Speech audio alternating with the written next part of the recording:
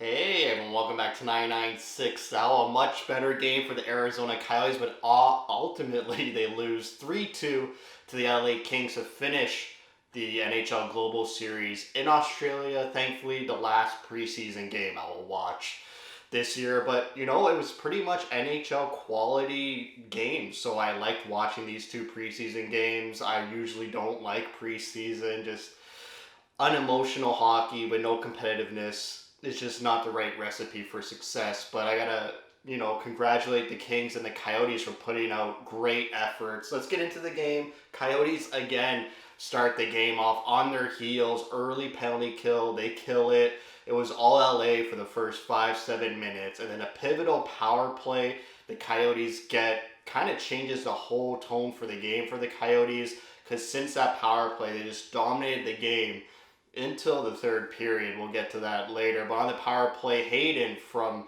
Keller and Dursey. What a confident move from Barrett Hayden to get the puck side of the net and just attack and drive the net and shoot it short side on Cam Talbot. Great confident move from Hayden. Right before that on the power play, there was Gunther with a point blank chance that was saved. And then, like I said, after that power play, the Coyotes just had a lot of ozone pressure, a lot of shooting. They got outshot 15-12 in the first, but I liked the Coyotes period much better the first period than last game's first period.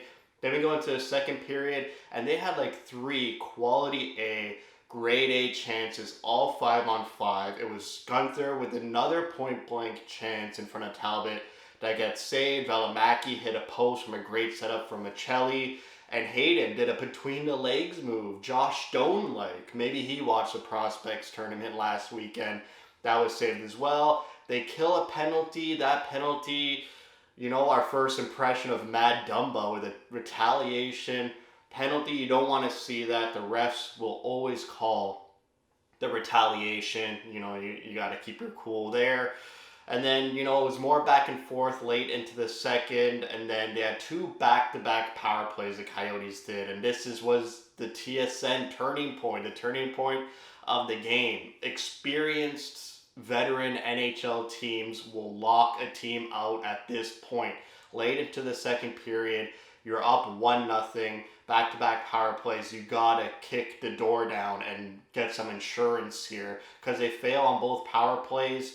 And they had a few flurry of chances right at the end of the second period there, but going into the third period, up 1-0, they should have and must have increased their lead on those back-to-back power plays. They go into the third period, and it was all LA. You're not going to shut out the LA Kings. You're not going to hold them off on a 1-0 lead. This is a team that thinks they're going to contend for the Western Conference or Stanley Cup, which I don't think so, to be honest. But the Kings woke up in the third period. They dominated pretty much the whole third period. They scored 2 goals, sort of the same type of goal, one-timer, quick releases. Didn't allow Vejmelka to set up, maybe screened on a couple of them. Vejmelka, I thought, played okay. I'm just way more comfortable with Ingram in net. I feel Vejmelka moves so much. And, those rebounds are a bit sketchy here and there, but Vejmelka did have a great game, so I'm not going to harp on him too much. Just want to say I'm way more comfortable with Ingram in net. So the Kings make it 2-1. Late in the third, like 5 minutes left, the Coyotes finally start to get it going. Vejmelka had a big save to keep it 2-1, but the Kings hit that empty net goal to make it 3-1. And then Dermott, with like 20 seconds left in the game, makes it 3-2 off a centering feed from Carcone, assisted from Kerfoot, and then the Kings won the shootout as well. The Coyotes had 33 shots this game, much better than the 20 shots they had in the first game. They're outshot 36-33, 4 for 5 on the penalty kill. Penalty killing's been pretty good these two preseason games. And on the power play, they were 1 for 3. The defensive pairings, you had Moser and Dumba. I didn't notice Dumba much, but when I did notice him, I thought to myself, this is another quality defenseman the Coyotes have. He's not an anchor. He can move his legs. He has some offensive upside here. So it's just another better defenseman. And I think having Moser, Valimaki, Dursey, and Dumba, just players who can make something happen, 4 of them, that's what you want of your top 4D. You don't want a defenseman in that top 4 like Stetcher, Brown, Dermott, guys who really don't move the needle and take chances. I saw Soderstrom take some chances offensively. I saw a big turnover in a couple of these games. It's going to be rough if you have Soderstrom and Durzi on the defensive side. I saw Durzi have a much better defensive game this game than the first game, and he had some good quality offensive chances as well. The forward group being pretty much the same except for the fourth line where McBain and Carcone drew in for O'Brien and Boyd. I like finally how the Coyotes have two solidified lines carrying over from season to season. It's very rare the Coyotes have kept lines together throughout seasons. And you just notice it. The Krause, Bukestad, Michelli line are so comfortable with each other. There's a lot of chemistry. They know who each other are. And the Keller, Schmaltz, and Hayden line just, picked up where they left off last season. Just electrifying, making plays. I saw the Cooley, Gunther, and Zucker line try a bit harder, generate some more.